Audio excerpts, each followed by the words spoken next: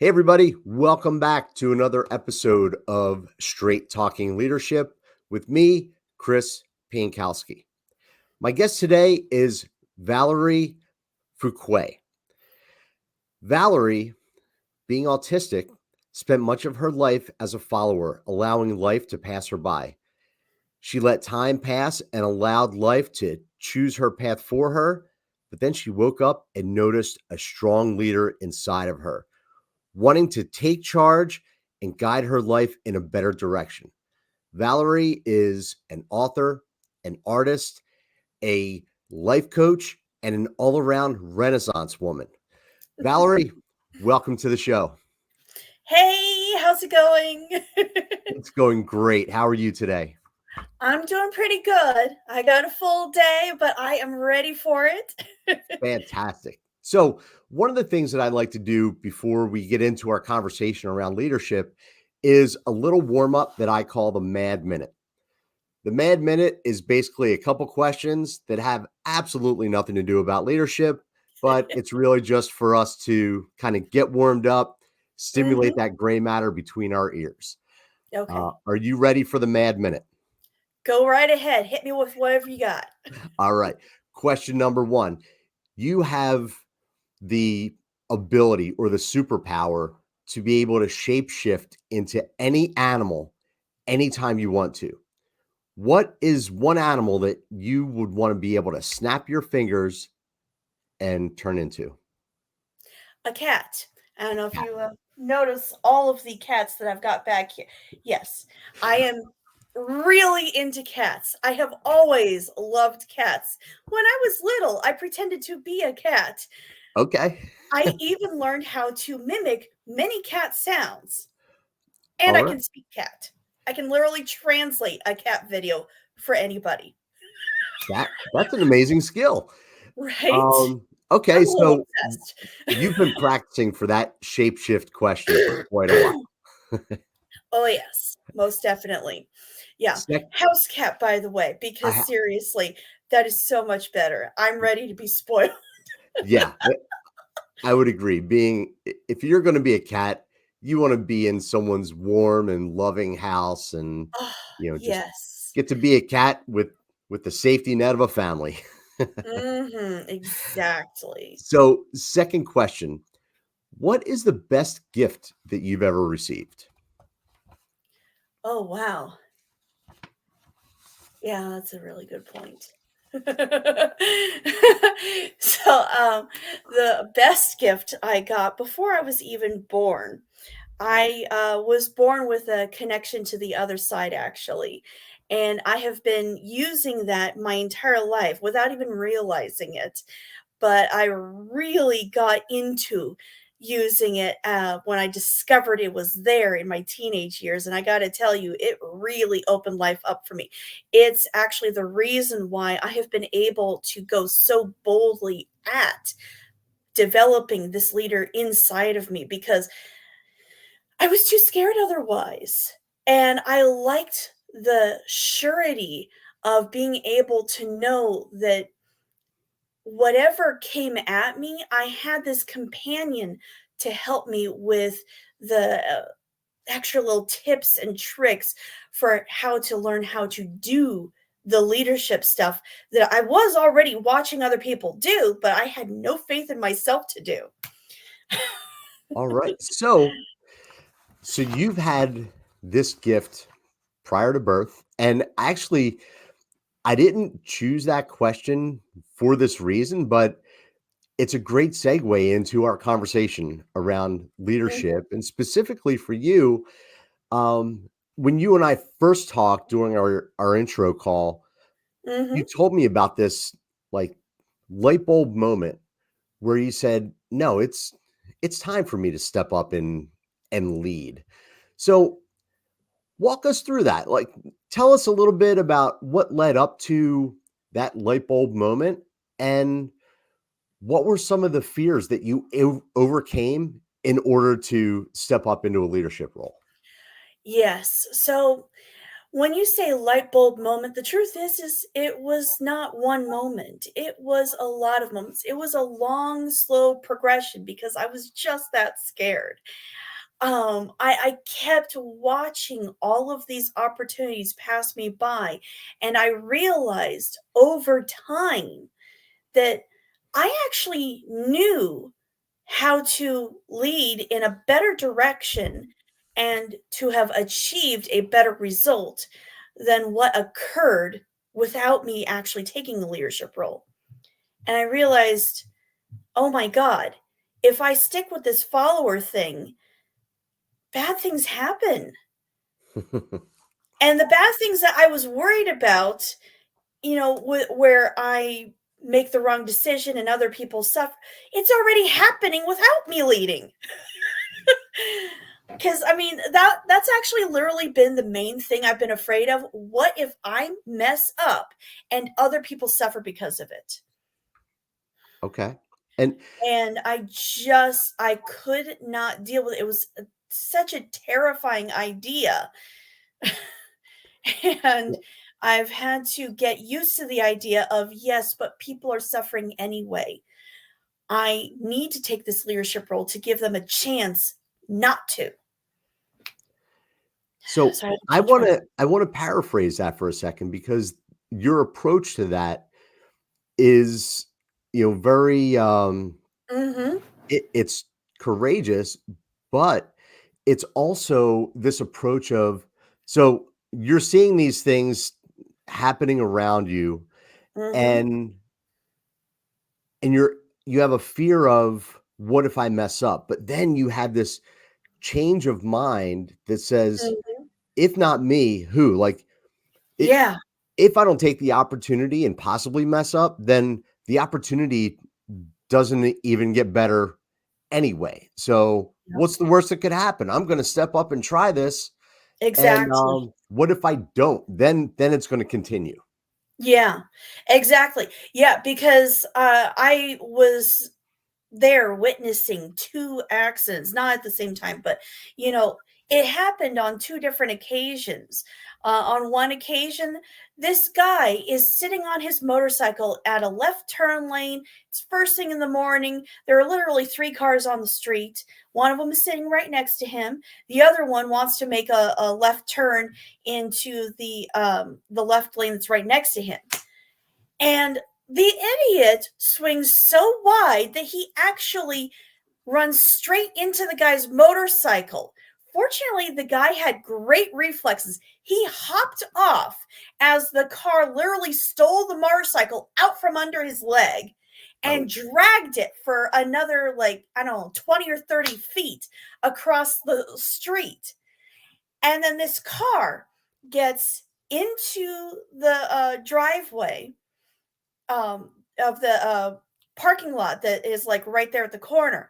Mhm. And they look like they're going to park. No, no, they're just driving through the driveway so they can come out the other side and leave. So it was a hit and run. It was a hit and run. They Okay. totally ran. Uh huh. So what I in that could have, situation but was I a didn't leadership do moment? anything. I did not do anything. That was before I decided to take that leadership role. Okay. And unfortunately, I don't think the guy had enough information to be able to track down whoever it was that did it. But I could have found out what the guy's license plate was. I could have gone and talked to the cops and skipped going to work that day because I had to take the bus. But I mean, I didn't. I didn't do that. So that was And so one I don't know that pivotal the guy was moment. able to get his bike fixed unless he used his own insurance. I hope he had insurance. I hope so But too. the next major time that a crisis came up, I sure did step up. I was there when I was working at a what's it called? At a fast food restaurant. Mhm. It was during the overnight shift because it was open 24 hours. So it was me who speaks English and a tiny bit of Spanish, the cook who speaks Spanish and a tiny bit of English. And it was also our bilingual manager overnight for the next several hours. Okay. 2 a.m. He says that he is going to go take the money to do the morning drop, and get the money out of there so they can't be stolen or whatever. And after about 2 or 3 hours, I realized he is not coming back. Whoa. Right? Yeah. I'm like, where is he? That is a long safe drop. Uh-huh. Yeah, he never showed up again. He was supposed to be back after like 20 minutes. Okay. Yeah. So I'm like, okay, it's me and the cook. And I know she's not going to be taking charge because she's just focused on worrying about the food. I mean, I can see it. She has absolutely no intention of taking charge. So I'm like, well, if not me, then who? Because literally, it's me or the fryer now. Right. Yeah. So I end up stepping into that leadership position, and I know that the next manager has to come in at 7. That's when the shift starts. I switch over with the cashier person, and I'm telling people what they need to do to make sure that it goes smoothly when they need somebody to say that, of course, because not everybody does. Right. Yeah, don't want to be like, letting it go to my head or whatever. Yes. But anyways, yeah, no, I was just sort of guiding things and making sure that things went smoothly. And then I'm in the back room counting out my tills so that, I can close out my cashier position. And I'm noticing that it's 7:10 and the new manager hasn't shown up yet. I checked the schedule and oh yes, that lazy girl who likes to schedule 2 other managers to do the job with her so that she can swan in 2 hours later. Uh-huh. Oh, okay. Oh yes. Little miss, don't bother me. I'm sleeping. Oh yeah. No, I called her up on the phone because all the info was right there. I call her up on the phone and I go, okay, my manager is gone. You need to come in. Your shift started 10 minutes ago. And Don't bother me. I'm sleeping. Click. so Oh yeah. did you end up being there even longer? Oh yeah. Oh yeah. I wait 5 minutes and then I call back again. Hey, there's no one here to lead. We need a manager. You have to come in. Your shift started 15 minutes ago. She's like, you're waking up my kids. Okay, well, then you probably should come down here and start your shift. Right. Then she hangs up again, of course. And I keep calling her until she finally gives up and comes. Half an Wow. hour after my shift was supposed to end, by the way. But I stayed to make sure she came. I was not going to let her get away with anything and leave these people without a manager. Okay. I didn't have any job anymore. I could have left. I did not leave because I knew I'd be leaving them in the lurch. So one of the things that I talk about often is this this framework of high impact leadership. And the very end of the definition of high impact leadership is that when there's an absence of leadership, this is the kind of person who steps in to fill the void. So you Yes. saw the void happening and you stepped in, and Mhm. that helped you. Those two um times that you just talked about is what helped you to kind of overcome that fear and say, you know what? No, I can do this. I'm going to step up and lead. So talk to us about the time at the fast food place Mhm. it wasn't an official leadership role. It was you stepping up to fill a void. It But was.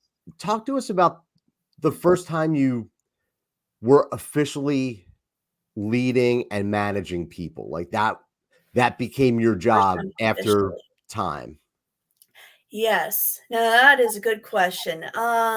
That one definitely happened a lot later because I was avoiding those positions. Okay. I was actively avoiding them for a very long time. But Yeah, after I, moved back home again, I, definitely, knew that this was something I needed to overcome. Actually, I was originally trying to just get past the whole afraid of, stage fright and public speaking and stuff. Okay. But then I found out that there was also leadership opportunity as well when I joined the Toastmasters International Club. Okay. Yes. And so I was like, oh, I know this is coming. I know this is coming. And if I don't do it, life is going to make me.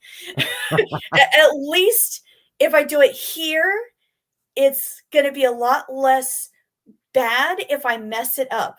Because Toastmasters, it's always about practicing. It's all about here is where you mess it up. Here is where people are here to support you and clap for you just because you tried.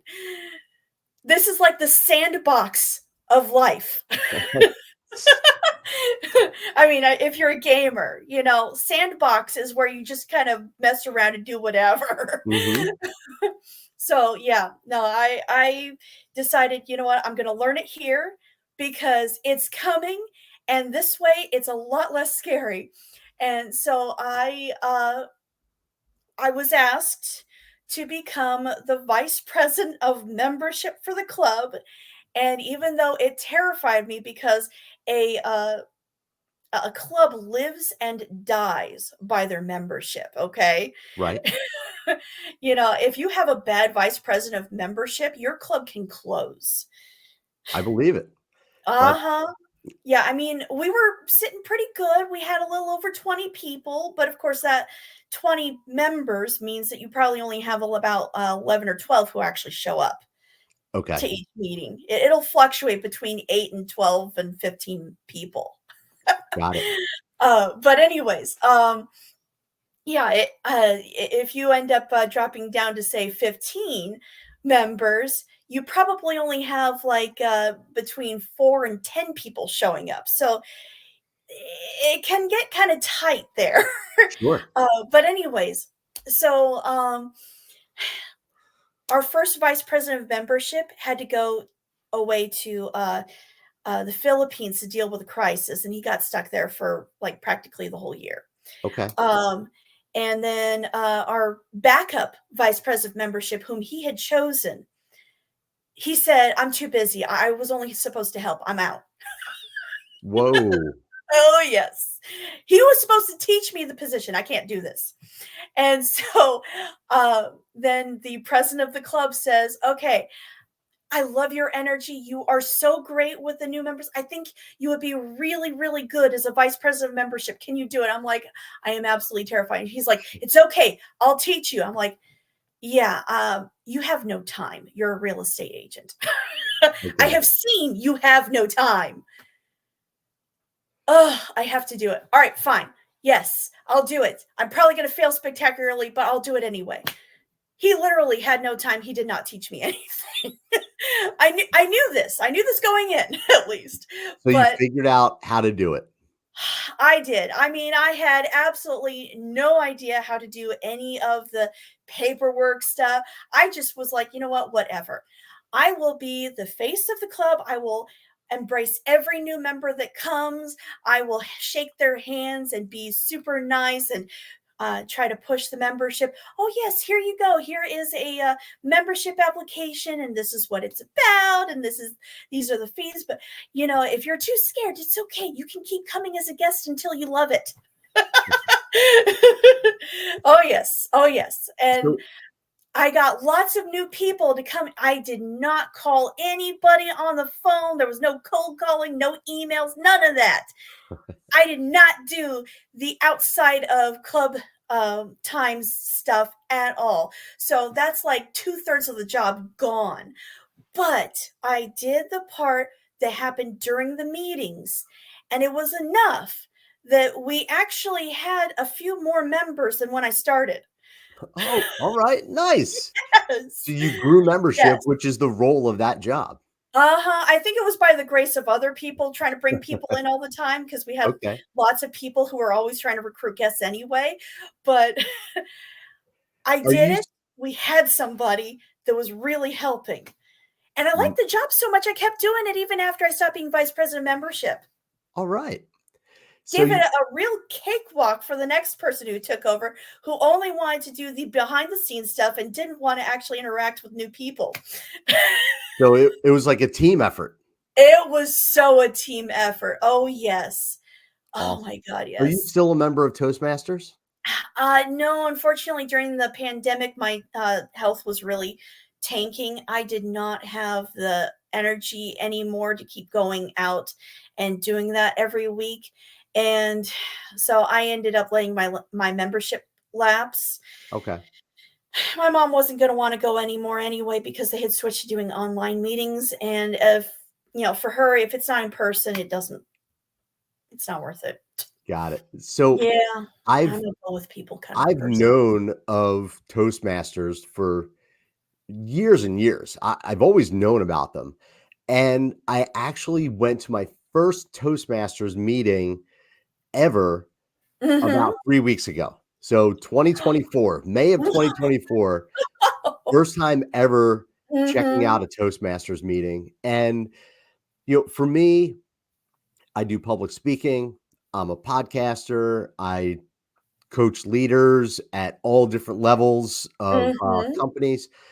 And for me, I wanted to check it out for two reasons. Number one, I wanted to see where I could tune things up from a public speaking mhm. standpoint. And number two, it was to, you know, be out and around, like meet some new people, right? Uh-huh. So, but in the back of my head, as I'm on the way to the Toastmasters meeting, I'm thinking, I've been doing this speaking thing for a minute now. I've been on like big stages, I've done big events. What am I Mhm, going to learn? And then I kept telling myself, just leave your ego in the truck when you go inside because you will learn something. mhm. And sure enough, I did. It was a great, I think it was like 90 minutes or 2 hours for the meeting. Uh-huh. And I just said the word. So Yes! when They teach you how not to do that there. That's Yep. right.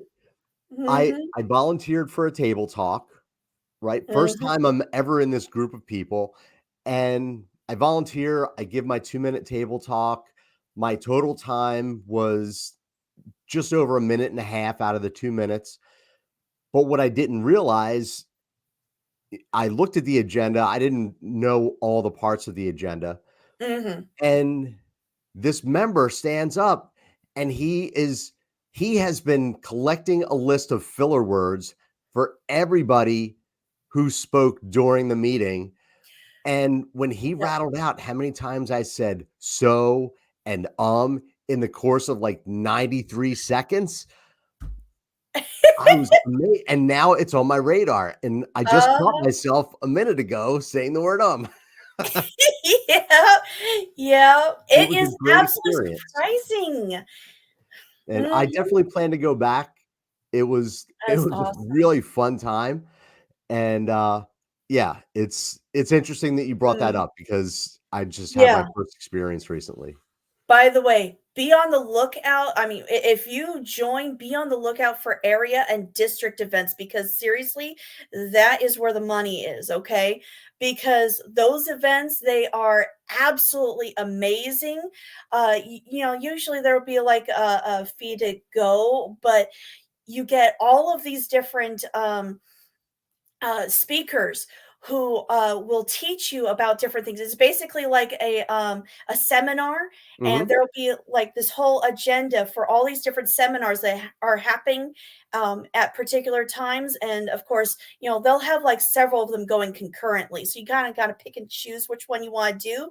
But you can learn so much. You can network like you've never networked before. I mean, it is absolutely amazing to go to the area events and especially the district events.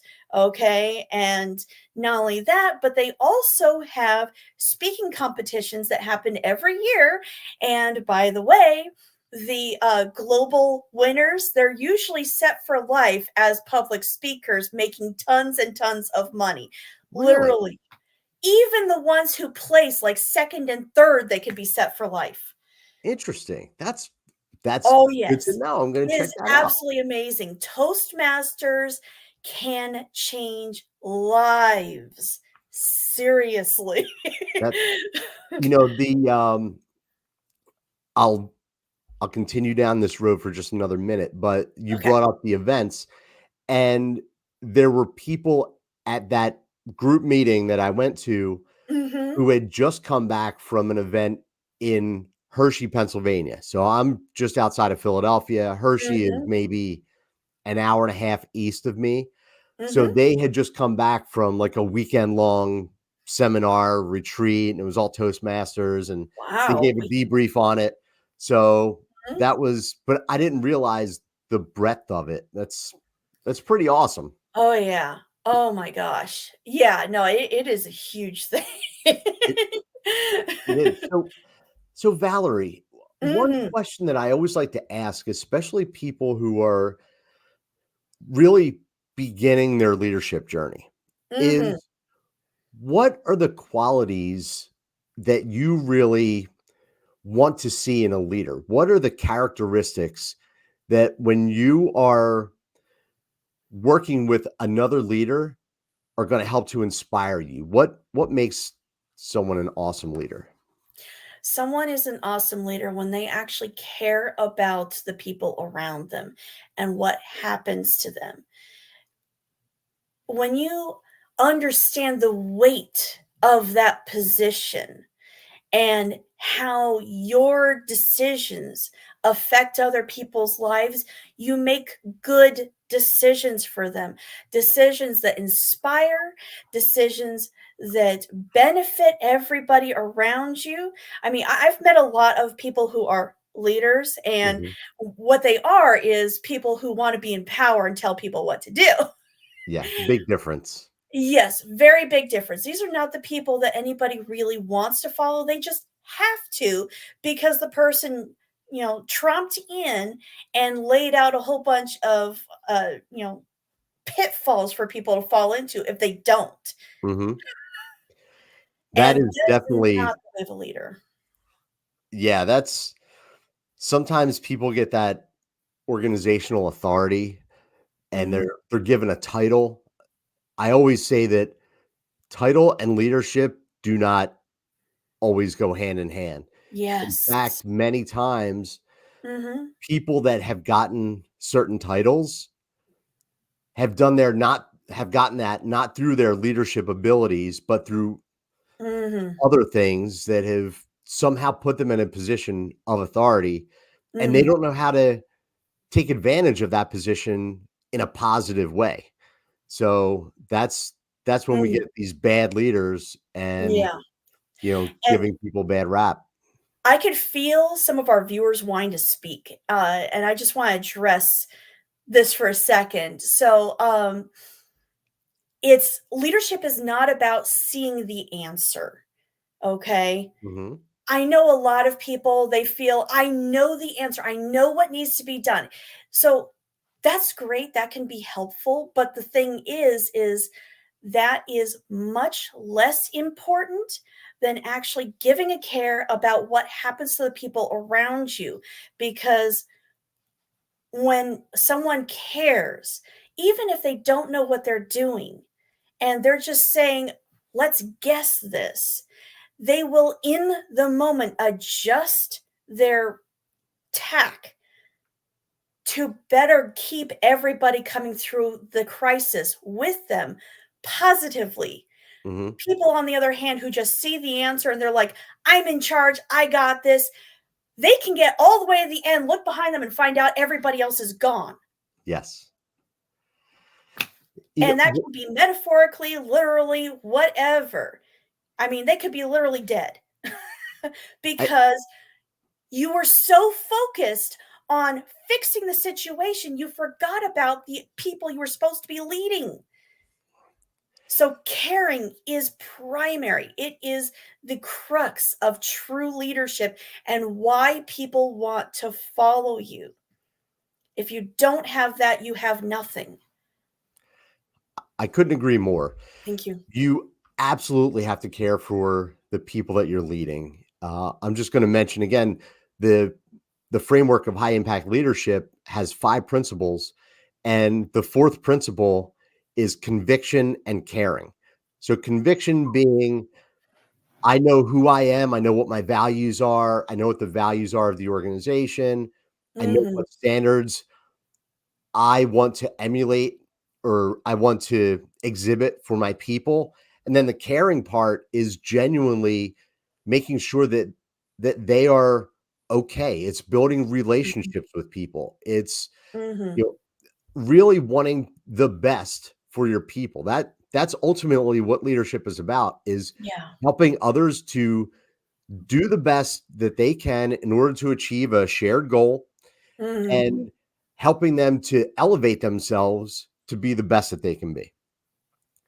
When it comes to getting consensus, right, or thinking that you know everything, I see this pitfall in a lot of leaders where Mhm. the correct approach, in my opinion, is when you have people that are accountable for getting something done and you happen to be leading them. Mhm. You as the leader need to frame the challenge. This is what the challenge is. This is why it's important that we accomplish it. Now I want you all who are going to execute this to come up with a plan. You let your people come up with a plan first, and then you review it and you all Mhm. get on the same page.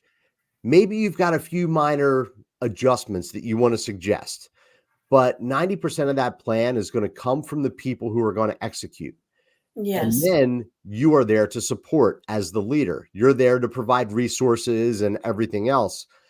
But when your people come up with the actual plan or Yeah. 90% of that plan, Mhm. now they have bought into it. Now they Yes. feel empowered, and they're Mhm. also going to hold themselves to a higher level of accountability of Mm. achieving this plan.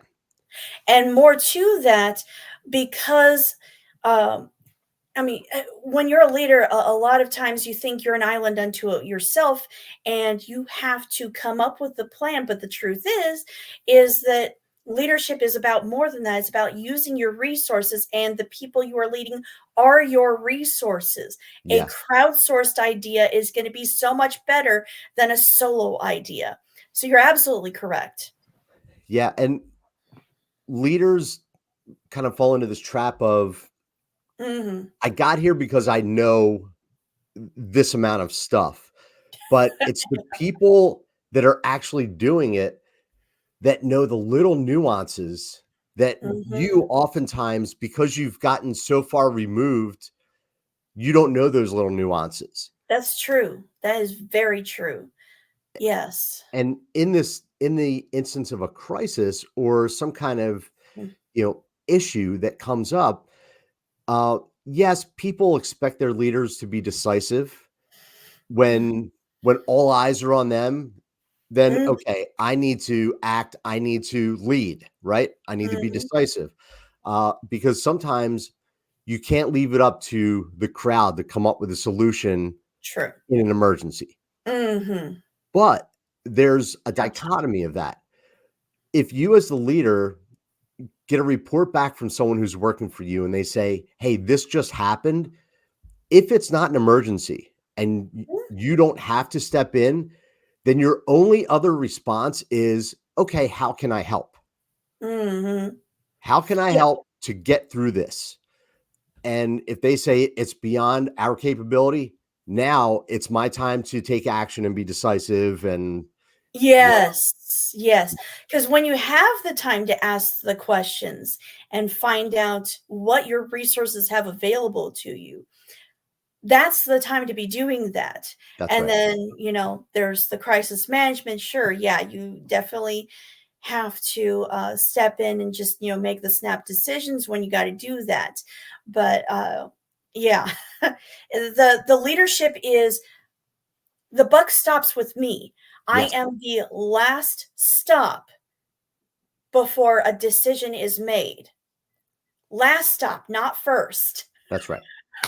That's absolutely right. Yes. And, I'll just take it one step further that when a team achieves a goal, when a team wins, the Mhm. leader always talks about the team winning. They accomplished that. Mhm. They did this. But Yes. when a team fails, a great leader says, Mhm. I did this. I failed. I failed my people. It's I true. failed to provide the resources. Mhm.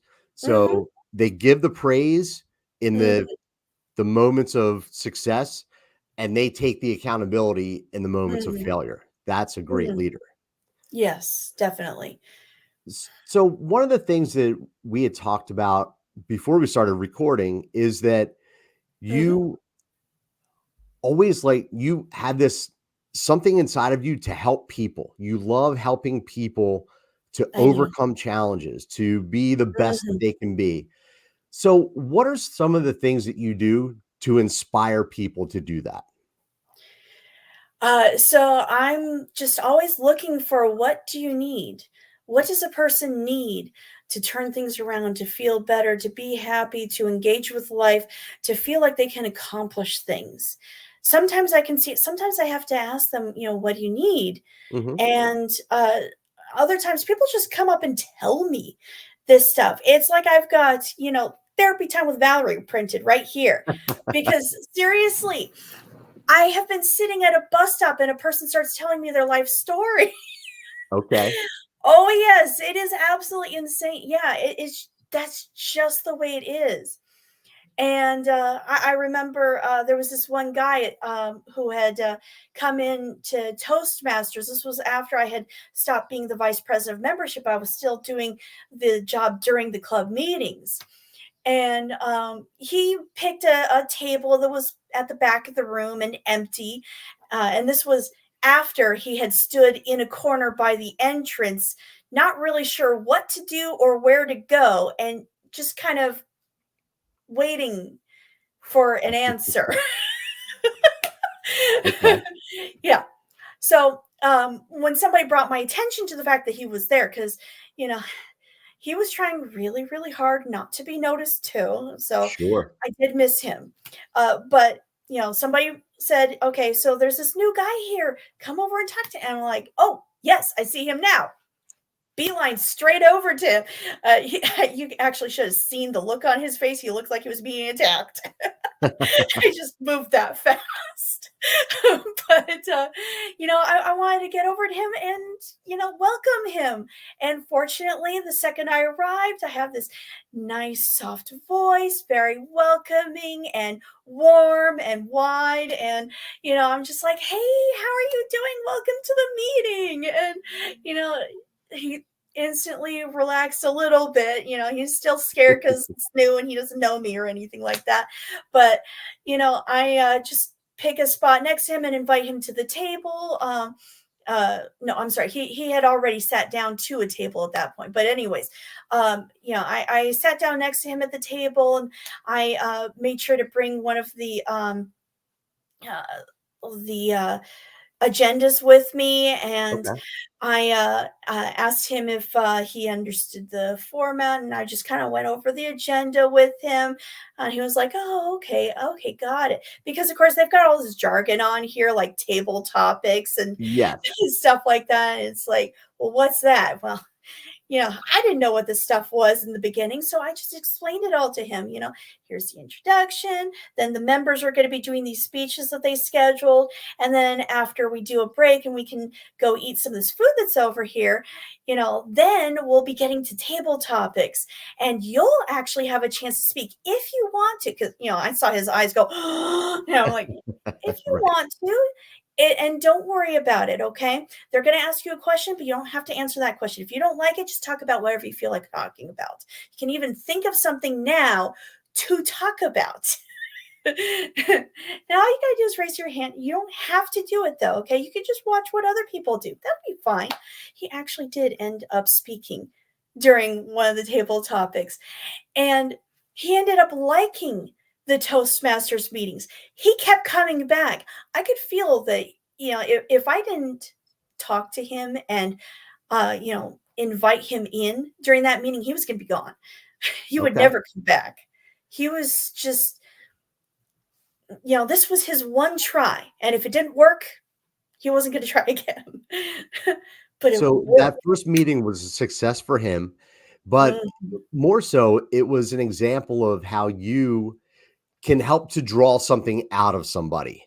mhm. And it's because, you know, people, maybe they feel your aura of, I'm someone who likes to help others. Mhm. Maybe you just have a look on your face when someone looks in your direction that gives them that inclination of, I think this person could be helpful, or this person is open to having a conversation. But it seems Yes. to me that the way that you help people and inspire people is just being a genuine and caring person who wants to see others succeed. Would that be a good Yes. kind of summary of that? Yeah, definitely, definitely. I mean, I give no judgment, Mhm. everybody makes mistakes, everybody has problems, and everybody has things that they feel they need to hide from somebody. And that doesn't make them a bad person. That just means that they have learning opportunities that they need to cover. Or they just, are into something that society for some reason doesn't accept right now. But in 20 or 30 years, they may, because, we let our geek flags fly now, so why not? You know, we as humans, Mhm. we come in all different varieties. Yes. And that's one of the things that makes it interesting, right? You never Mhm. know who you're gonna meet, what their thoughts or, inner Mhm. workings are, and, Mhm. it's one of the things that makes life fun. Exactly, and everybody has advantages, things that they are good at, and they are worthwhile people for that. They're Sure. worthwhile people anyway, too, and not everybody knows their true worth. Sometimes they just heard about all the stuff they're not so good at, or all Yeah. the stuff other people don't think is good. That doesn't mean that they're worthless. That just means all they've heard about is bad. Yes. No, you're absolutely right. Mhm. So, Valerie, we've been talking for a little while now, so I want to, ask you one final question before we wrap things up, and Mhm. I let you get on with your busy day. Mhm. How would you describe your leadership philosophy? That is a tough question, actually, because I literally have never thought about putting that into a one little concise sentence. Okay. I think mainly my leadership philosophy is if everyone comes out of it in one piece, it was a good day. All right. So let's all get through this, Yes. and let's learn Mhm. from what we did so that maybe tomorrow can be a better day. Exactly, because of course, with a philosophy like that, you can make so many mistakes, and it'll Yes. still be okay. The Hmm. important thing is that everybody came out of it okay. That's It right. doesn't have to be perfect, it just has to be successful. I love it. So, Yes. Valerie Fuqua, thank you so much for being on the show. Thank How you. can people find you if they want to follow you on social media and see what you're up to? So I'm actually on Facebook. I have my Facebook profile and my author profile and my artist profile on there. I also am on YouTube, and although I did have to stop filming for health reasons for 7 years, I am going to be getting back to posting things at some point. Probably later on this year. Okay. I have two YouTube channels actually. One is just my name, Valerie Fuqua, and the other is Psychic Kitty, and I'll be providing the links to you. And I'm also available on Barnes and Noble for my books. Tell us, what's the title of your book, Valerie? I actually have several books. I have 9 of them published already, and 9 so books. Holy smokes. yes, oh yes. That's So amazing. let's see. I I know have we talked several about books. one book, but I didn't realize that you had 9 books. I do, I do. I have a couple kids' books. I started a series called Miss Miracles Painted Tours, and I also have a joke book, cat themed, A Cat's Guide to Happiness. And I actually take real pictures of my cats, and I show common sayings like, if it fits, it ships. And I actually show my cats in boxes.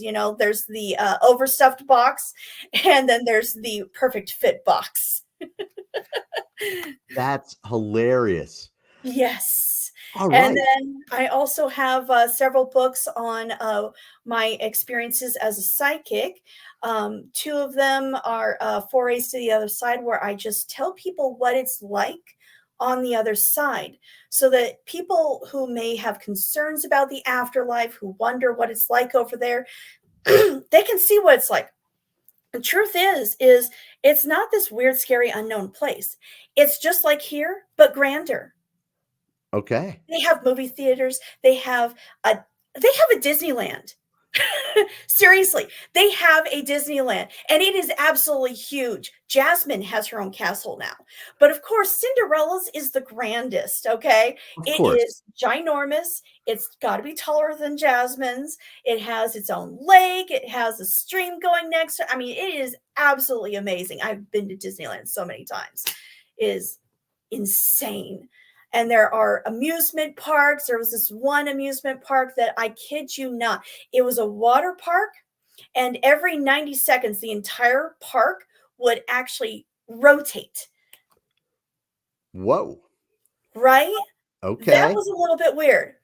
Um, so the laws of physics not only do not apply, but people kind of disregard it often. All right.